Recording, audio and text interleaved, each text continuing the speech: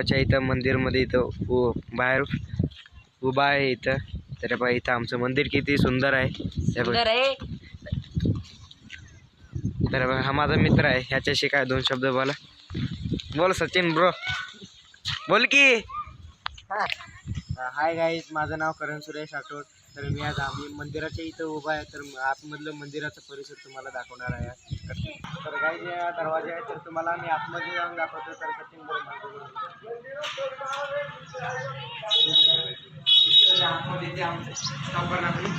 तर गाईज तुम्हाला मी आज आमच्या देवाचं म्हणजे बैल असं इथं पुढं असतं तर तुम्हाला दाखवतेलं इथं खालती आहे.